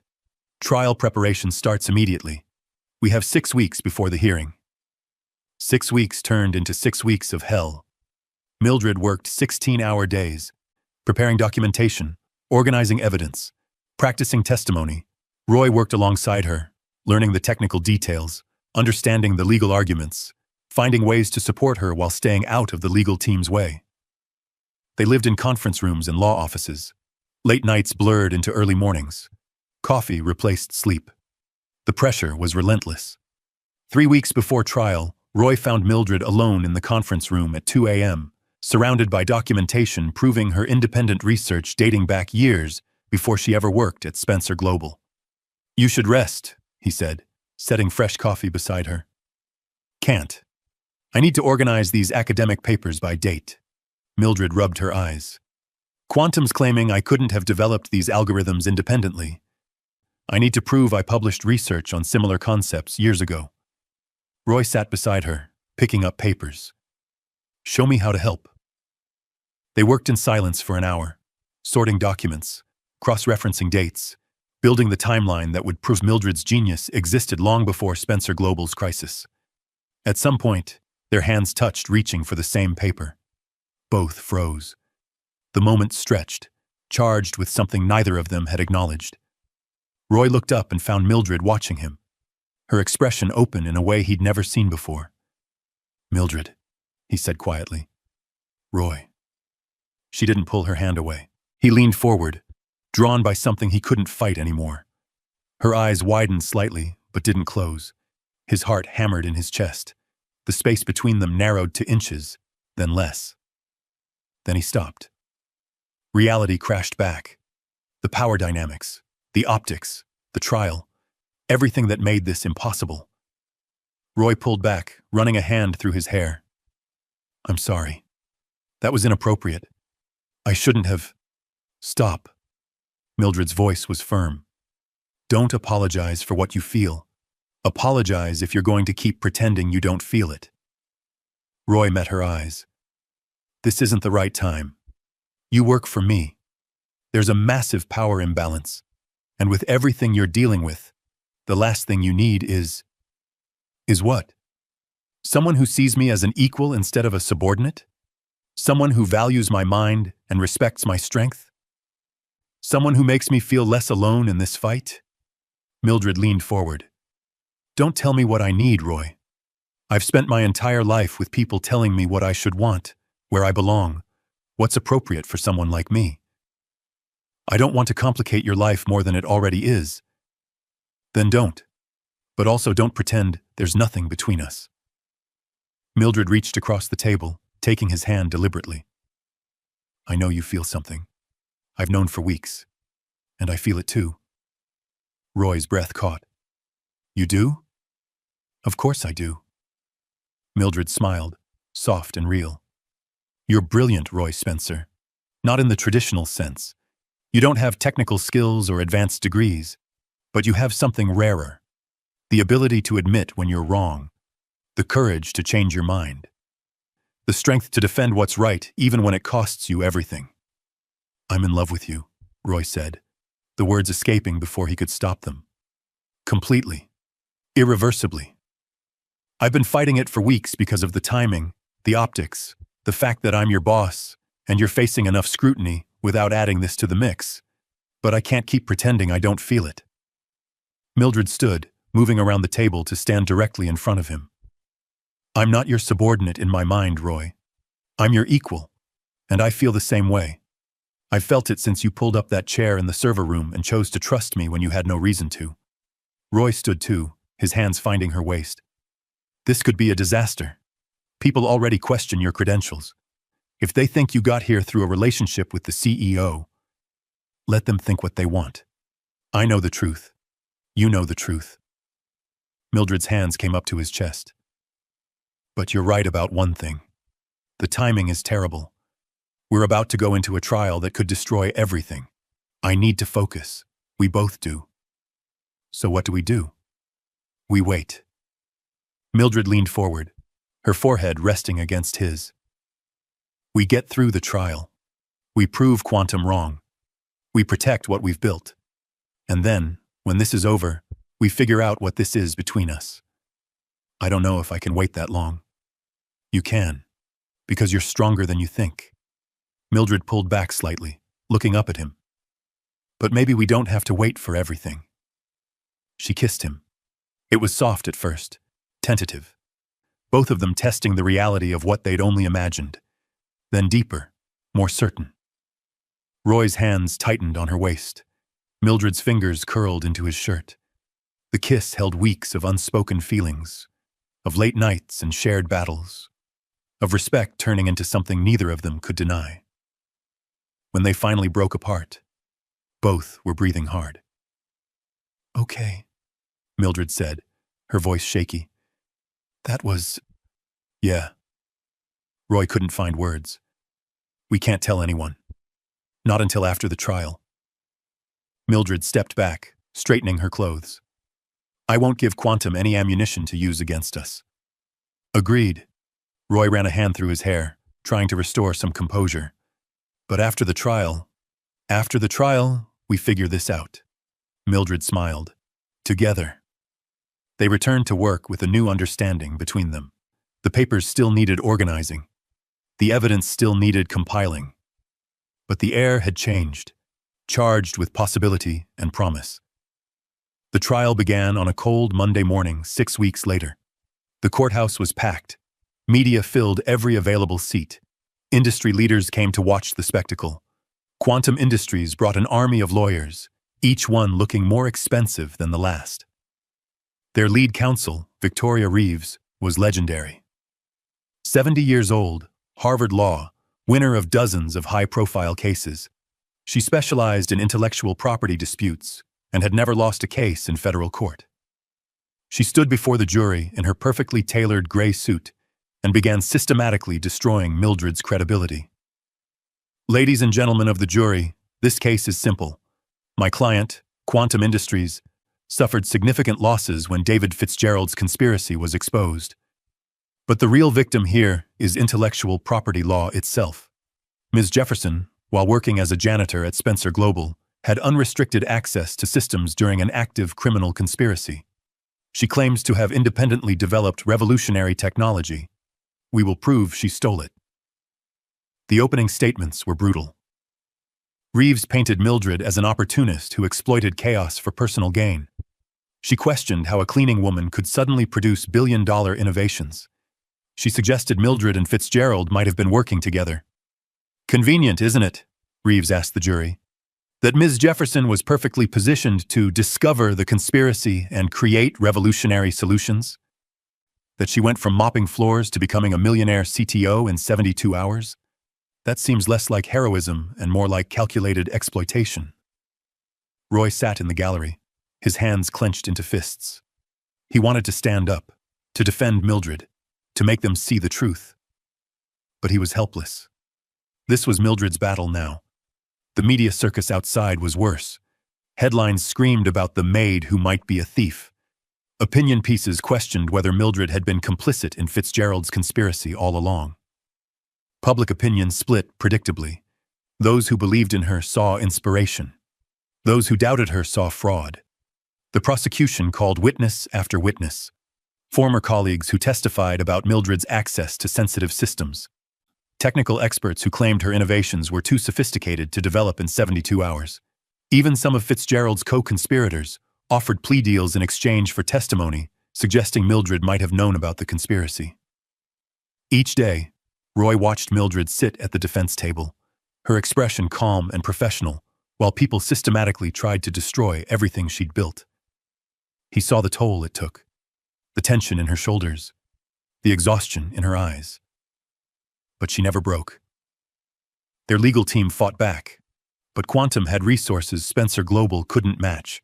Better lawyers, better experts, better narrative control. On the 8th day of trial, Victoria Reeves called her final witness before the defense would present their case. The prosecution calls Dr. Jonathan Price. Roy's blood went cold. Price was their director of systems integration. The man who'd asked Mildred if she needed help understanding documentation she'd written herself. He was testifying against her. Price took the stand, looking uncomfortable but determined. Under Reeves's questioning, he testified that Mildred often worked late, had access to systems she shouldn't, and had shown unusual interest in Fitzgerald's projects.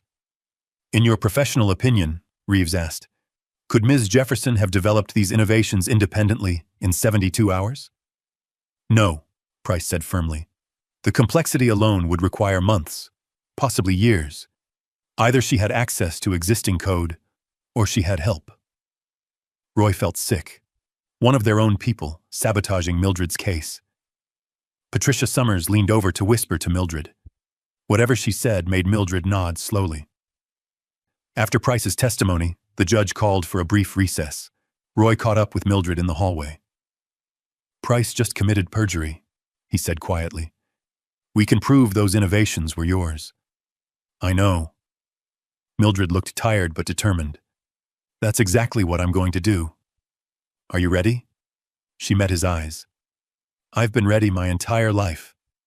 Court reconvened. The judge looked at the defense table. Does the defense wish to call any witnesses? Patricia Summers stood. Yes, Your Honor. The defense calls Mildred R. Jefferson. Mildred walked to the witness stand, her head high, her bearing dignified. She wore a navy suit similar to the one she'd borrowed for her first board meeting. Her red headscarf was perfectly tied. She looked every inch the CTO she'd earned the right to be. As she was sworn in, Roy caught her eye. She gave him the smallest smile, the same calm expression she'd worn in the server room when he'd first found her. Victoria Reeves stood, ready to cross-examine, ready to destroy. But Mildred was ready too. The battle, Roy realized, was about to reach its climax. Victoria Reeves approached the witness stand like a predator circling prey. She held a leather folder, her expression confident. She'd destroyed witnesses before. This would be no different. Ms. Jefferson, she began, her voice dripping with false courtesy. Let's start with your educational background. You claim to hold 3 master's degrees? I don't claim to hold them. I do hold them. Mildred's voice was steady. Computer science from Georgia Tech, cybersecurity from Carnegie Mellon, advanced mathematics from Berkeley. And yet, when you applied to Spencer Global 2 years ago, you were rejected. Why do you think that was? Because my background didn't align with their company standards. Or perhaps because your credentials weren't as impressive as you've led this court to believe? Reeves smiled. Tell me, Ms. Jefferson, what were you doing before you started cleaning toilets at Spencer Global? The courtroom went quiet. Roy felt anger surge through him, but Mildred's expression never changed. I was caring for my mother who had stage 4 cancer. Before that, I was completing my graduate work and preparing for positions in the technology sector. Preparing, but never actually holding those positions. Reeves paced in front of the jury.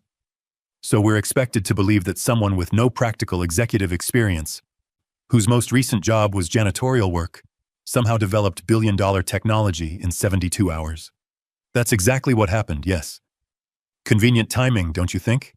You gain access to systems during an active criminal conspiracy, then suddenly produce revolutionary innovations right when the company needs saving? Reeves turned to face Mildred directly. How do we know you didn't steal this technology? That you weren't working with David Fitzgerald all along? Because I have proof. Mildred's voice was calm but firm. Documented proof dating back years before I ever worked at Spencer Global. Reeves's confident expression flickered. What proof? May I? Mildred looked at the judge, who nodded. She pulled out her own tablet, connecting it to the courtroom's display system. "These are academic papers I published under the pseudonym MRJ," Mildred began, pulling up the first document. "This paper on polymorphic virus detection was published 5 years ago in the Journal of Advanced Cybersecurity, 3 years before Spencer Global's breach even occurred." She pulled up another document. "This one on AI-driven routing optimization was published 4 years ago. Here's another on quantum encryption protocols, published 6 years ago. All of them contain the fundamental concepts that I later implemented at Spencer Global." Reeves stepped forward. "Anyone can publish academic papers under a pseudonym." "True." Mildred pulled up verification documents. "Which is why I have confirmation from each journal's editorial board that MRJ is my registered pseudonym. I used it to avoid bias during peer review. But the papers are mine, published years before I had any connection to Spencer Global." She wasn't done. "I also filed 3 patents in my own name, not under pseudonym, before I ever applied to Spencer Global." Patent documents appeared on screen, each stamped with official dates. "Patent for adaptive security protocols, filed 4 years ago. Patent for distributed logistics optimization, filed 3 years ago. Patent for real-time threat assessment systems, filed 5 years ago." Roy watched the jury's expressions change from skepticism to interest. "But here's the most damning evidence against your theory," Mildred continued, her voice gaining strength. 6 months before the breach occurred, I sent an email to Spencer Global's security team warning about vulnerabilities in their infrastructure." She pulled up an email, clearly dated, showing detailed technical warnings about security gaps. "I wasn't working for the company yet. I was completing my graduate work, but I'd studied their public systems architecture and identified weaknesses. I sent this email offering to consult, explaining the risks." Mildred looked at Reeves. "They never responded. That email is time-stamped and verified by Spencer Global's own servers." The judge leaned forward. "Let me see that email." Court staff brought the documentation to the judge's bench. He studied it carefully, his expression growing more serious. "Ms. Jefferson," the judge said, "you're saying Spencer Global ignored a direct warning about the vulnerabilities that led to their breach?" "Yes, Your Honor, because the warning came from someone they didn't consider credible. A graduate student, a black woman. Someone outside their preferred networks." Mildred's voice was calm, but the words cut deep. "They dismissed me then.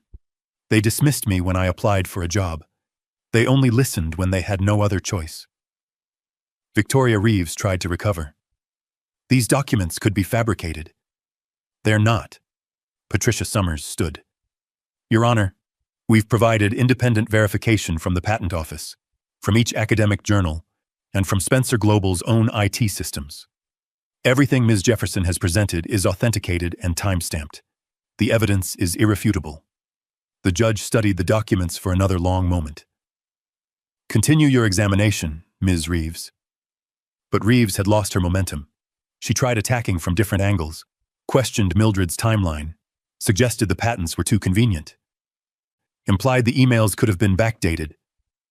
Mildred calmly dismantled each argument with more evidence. Research notebooks she'd kept for years, photographed and uploaded to cloud storage with verifiable timestamps, correspondence with professors discussing her work, conference presentations she'd given. Everything documented, everything verified. Everything proving her genius existed long before Spencer Global's crisis. "I couldn't afford to pursue my dreams traditionally," Mildred said at one point, her voice carrying through the silent courtroom. "I couldn't take unpaid internships at prestigious firms. I couldn't spend years networking and building connections. I had a mother who needed care and medical bills that didn't wait." She looked directly at the jury. "So I pursued my dreams anyway. I studied at night. I published under pseudonym to avoid bias. I filed patents when I could scrape together the fees. I never stopped learning, never stopped creating, never stopped believing that knowledge doesn't require permission or pedigree. It just requires dedication." Roy watched several jury members nod. One woman in the front row was openly crying. "When my mother finally recovered enough for me to seek work, I applied to Spencer Global because I admired their mission. They rejected me. So I took the job that was available. And while I cleaned their offices, I kept learning, kept watching, kept preparing for an opportunity I wasn't sure would ever come. Mildred's voice grew stronger. That opportunity came in the worst possible way. But I was ready. Not because I stole anything. Not because I exploited a conspiracy. But because I'd spent years building expertise that no one bothered to recognize. Victoria Reeves tried one last attack. You expect this court to believe that a woman who was cleaning toilets just happened to have the exact skills needed to save a failing company? No. Mildred met her eyes directly. I expect this court to understand that a brilliant woman took a cleaning job because that's what life demanded, but never stopped being brilliant. The question isn't why I had these skills. The question is why no one saw them until desperation forced them to look. The cross-examination ended. Reeves had nothing left. She returned to her table, her confidence shattered. Patricia Summers called Roy to the stand next. His testimony was simple but powerful. Spencer Global's systematic failure to recognize talent that didn't fit their expectations, the bias in their hiring, the dismissal of Mildred's warnings, the cost of prejudice disguised as standards. We built a company that valued credentials over capability, Roy said. We assumed brilliance looked a certain way, came from certain schools, wore certain clothes. We were wrong, and it almost destroyed us. The judge called for closing arguments. Summers was brief and devastating, pointing to the mountain of evidence proving Mildred's independent genius. Reeves tried to salvage her case, but her arguments sounded hollow now. The judge didn't even send the jury to deliberate. I've reviewed the evidence, he said, his voice firm. Ms. Jefferson has provided documentation that conclusively proves her innovations were developed independently over many years.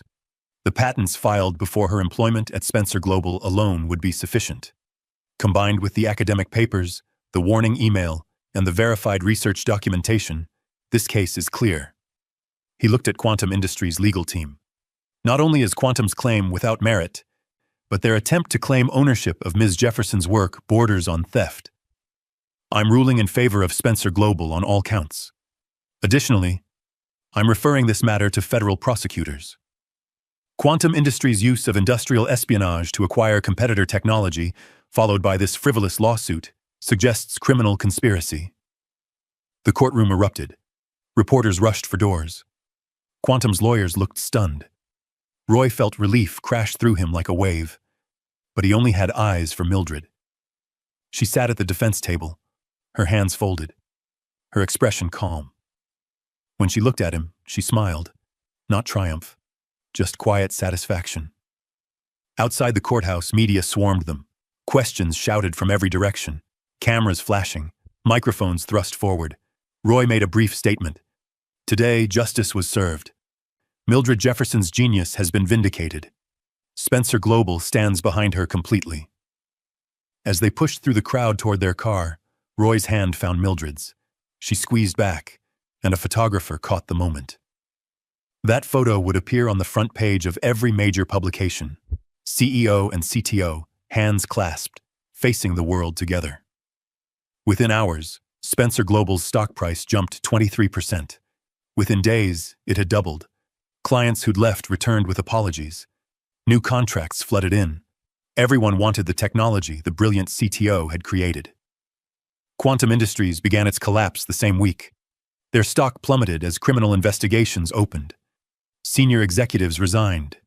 Clients fled. The company that had tried to steal Spencer Global's future destroyed their own instead. 3 weeks after the verdict, Roy found Mildred in her office late at night. She'd been working on expansion plans, preparing for the growth the trial victory had unleashed. You should go home, he said from the doorway. So should you. Mildred leaned back in her chair, stretching. But here we both are. Roy closed the door behind him, moving to sit on the edge of her desk. It's over. Really over. No more lawsuits. No more people questioning your credentials. No more battles to fight. For now. Mildred smiled. There will always be people who doubt me, Roy. That's reality. But today proved I can handle it. You were incredible on that stand. The way you presented your evidence, the way you told your story. Roy shook his head in wonder. You changed minds. I watched the jury go from skeptical to inspired. I just told the truth. Mildred stood, moving to stand in front of him. That I've always been brilliant. The world just needed time to catch up. They were close again, the way they'd been that night in the conference room. But this time, there was no trial hanging over them, no complications to navigate. Just two people who'd fought together and won. I love you, Roy said quietly. I've wanted to say it properly for weeks, without qualifications or apologies. I love you, Mildred Jefferson. Your mind, your strength, your grace under pressure, everything you are. I love you too. Mildred's hands came up to his face. You saw me when no one else would. You defended me when it cost you everything. You believed in me even when you had no reason to. I had every reason to. Now you do. But that first night in the server room, you didn't. You took a leap of faith. Mildred smiled. That's when I started falling for you. When you pulled up that chair and said, "Show me." Roy kissed her then, without hesitation or guilt. She kissed him back, fierce and certain. This wasn't the tentative exploration from before. This was claim and promise and future. When they finally broke apart, both were breathless. What happens now? Mildred asked. Now. Roy smiled. Now we change the world. Together. As partners. As equals. He paused. As whatever we want to be. I want to be yours, Mildred said simply. And I want you to be mine. Deal. They stood in her office as city lights sparkled outside. Two people who'd found each other in the most unlikely circumstances. A CEO who'd learned to see beyond privilege. A genius who'd refused to stay invisible. Together, they'd saved a company. Together, they'd fought injustice. Together, they'd proven that brilliance lives everywhere, waiting for someone wise enough to recognize it. And together, they'd build something extraordinary. The battle was over. The victory was complete. Now the real work could begin. 6 months after the trial, Spencer Global Technologies was valued at $20 billion. The transformation had been staggering. Mildred's innovations had revolutionized not just their company, but the entire logistics industry. Competitors scrambled to catch up, but they were years behind. Every major corporation wanted partnerships. Tech giants tried to poach Mildred with offers that would have made her wealthier than some small nations. She turned them all down. I'm not finished here, she told Roy when a Silicon Valley titan offered her $200 million to become their chief innovation officer. We're building something that matters more than money. She was right. Spencer Global had become more than a successful company. It had become a movement. Roy stood in the lobby, looking at the wall that had once displayed traditional corporate achievements. Now it showed something different. Photographs of employees who'd started in entry-level positions and risen through merit-based opportunity programs. There was Maria Santos, former receptionist, now director of client relations. James Wu, former mailroom clerk, now senior data analyst. And prominently featured, the woman who'd started it all, Mildred R. Jefferson, former night shift cleaning staff, now CTO and the face of a revolution in how companies recognize talent. The restructuring had been Roy's passion project. Every hiring practice examined. Every bias identified and eliminated. Former cleaning staff were offered training programs in technology, business, and management. Several had already moved into technical positions. The janitorial staff that remained were paid well, treated with respect, and given clear pathways to advancement if they wanted them. Genius lives everywhere, Roy had told the board when presenting the programs. We just have to be willing to look. The programs cost millions. They paid for themselves within months as productivity soared and innovation flourished. Turns out, when you actually value people's potential, they give you their best work. Roy's phone buzzed. A text from Mildred. She's here. Conference room B. Roy's heart rate picked up. Today was the day he'd been both anticipating and dreading for weeks. He found them in the conference room, Mildred and her mother, Dorothy Jefferson. The older woman looked healthy now, her dark skin glowing, her eyes bright, so different from the frail figure in the hospital photos Mildred had shown him. Mrs. Jefferson. Roy extended his hand. It's an honor to finally meet you. Dorothy studied him with eyes that missed nothing. Then she smiled, warm and genuine, taking his hand in both of hers. Mr. Spencer, thank you for seeing my daughter when no one else would. Please call me Roy, and I should thank her. She saved everything I'd been too blind to protect. Mama, please don't embarrass me, Mildred said, but she was smiling. Dorothy laughed. Embarrass you? Baby, I've been waiting years to meet the man who finally recognized what I've always known, that you're extraordinary. She turned back to Roy. Do you know what it's like watching your brilliant daughter clean offices because the world won't make space for her? Watching her study advanced mathematics while scrubbing floors? Knowing she's capable of changing the world, but can't get anyone to give her a chance? Roy felt the weight of that question. I can't imagine. But I'm grateful she never stopped believing in herself, even when people like me failed to see her. He's learning, Mama, Mildred said softly. That's what matters. Dorothy studied Roy for another long moment, then nodded. Yes, he is. She squeezed his hand. Thank you for making my daughter happy, for giving her the chance she earned 100 times over, for loving her the way she deserves. Roy felt his throat tighten. She makes it easy. They had lunch together, Dorothy telling stories about Mildred's childhood, how she'd taught herself to code at 8 years old using library computers, how she'd won every academic competition she entered, how she'd balanced taking care of her sick mother with completing 3 graduate degrees simultaneously. She never complained, Dorothy said. Not once, even when she had to defer her dreams to take care of me. She just kept moving forward, kept believing that eventually someone would see her. Roy looked at Mildred across the table. She met his eyes, and something passed between them. Understanding, gratitude, love that had grown from respect into something unshakable. After Dorothy left, promising to attend the awards ceremony the following week, Roy pulled Mildred aside. Your mother is incredible. She taught me everything that matters, Mildred said.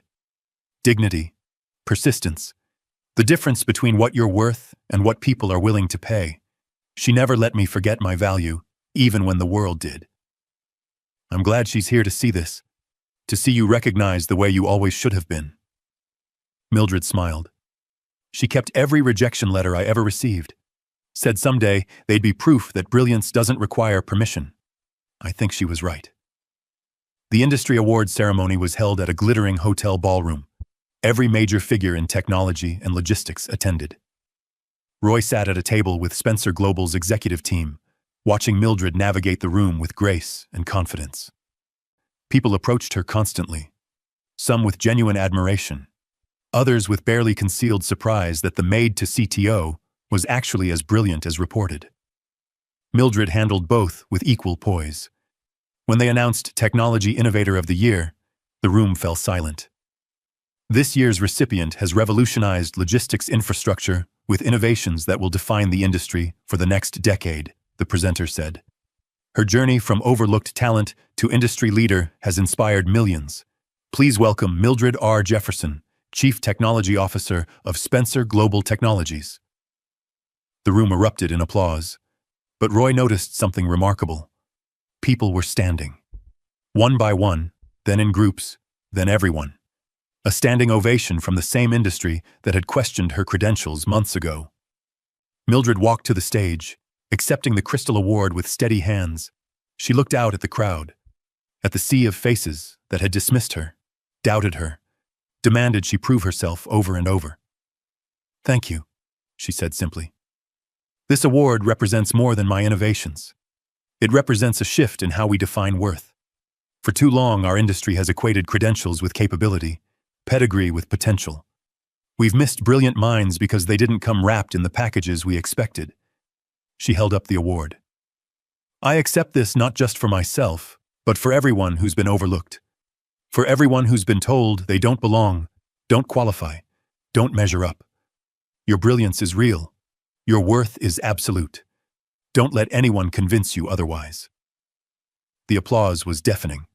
Roy felt tears prick his eyes, overwhelmed with pride.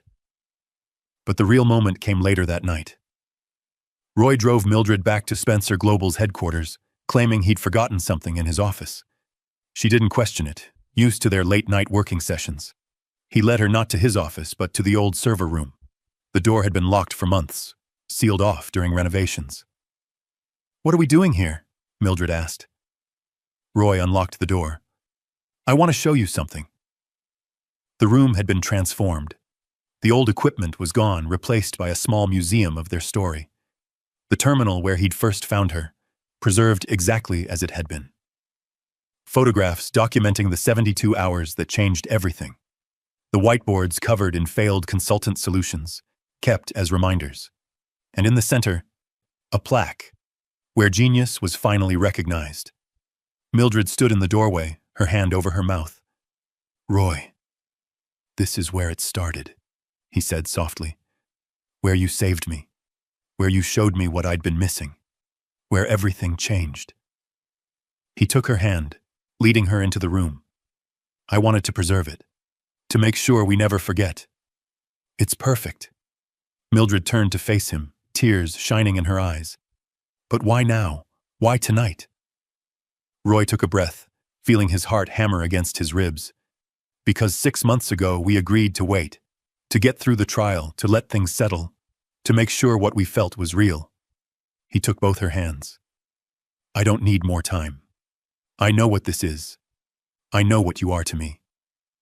He dropped to one knee. Mildred's breath caught. "Roy, I don't deserve you," he said, his voice shaking slightly. "I know that. You're brilliant and I'm still learning. You're courageous, and I'm still finding my way. You changed everything about how I understand worth and value and what truly matters." He pulled out a ring box, opening it to reveal a simple, elegant diamond. "But I'm asking anyway. Marry me, Mildred. Not because of what you've done for this company. Not because you saved me from bankruptcy. But because you taught me to see. Because you showed me that genius lives everywhere when we're humble enough to recognize it. Because I love you more than I thought it was possible to love anyone." Mildred looked at him, tears streaming down her face. Then she smiled, that same calm, measured smile she'd worn the first night, but filled with warmth that reached her eyes. "You're right," she said. "You don't deserve me yet." Roy's heart sank for just a moment.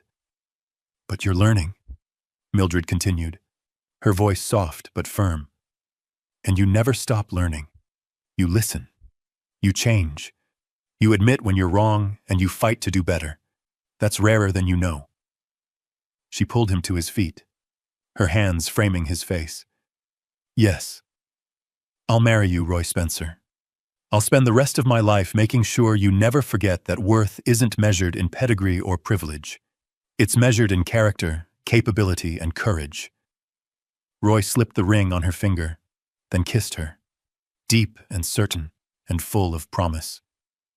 In the room where everything had changed, they promised each other everything that mattered. The wedding, 3 months later, made international headlines. From maid to billionaire CTO, Mildred Jefferson marries the CEO who finally saw her genius, read one. The couple that revolutionized not just technology, but how we value human potential, said another. But for Roy and Mildred, the ceremony wasn't about headlines. It was about standing before their families and friends, before Dorothy Jefferson, who cried tears of joy, before the Spencer Global employees who'd become their extended family, and promising to build a life together based on equality, respect, and love. Mildred wore a dress of ivory silk, her natural hair styled in elegant twists adorned with small crystals. She was breathtaking.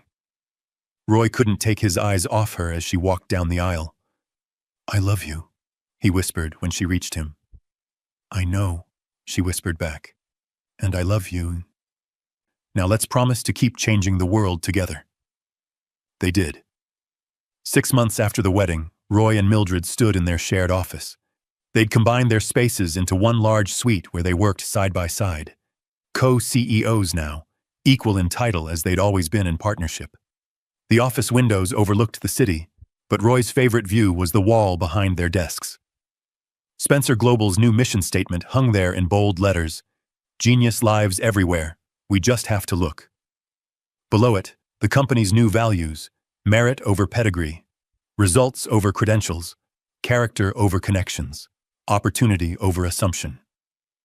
Mildred sat at her desk, reviewing proposals for a new initiative to partner with community colleges, identifying overlooked talent, and giving them pathways into technology. Roy worked on expansion plans that would take their innovations global. "Did you see this?" Mildred asked, turning her screen toward him.